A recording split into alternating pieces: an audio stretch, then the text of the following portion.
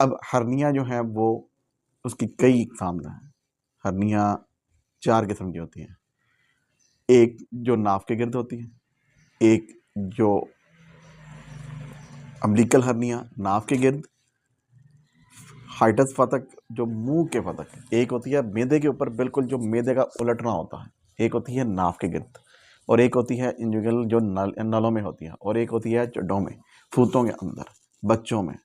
ये 4 किस्म की हर्नियाँ होती हैं, जो कि काफ़ी सबसे ज़्यादा ख़तरनाक जो है वो मैदे की हर्नियाँ होती हैं, जो बहुत कम के हज़ारों लाखों में कह लेंगे किसी एक आधे पेशेंट्स को होती हैं।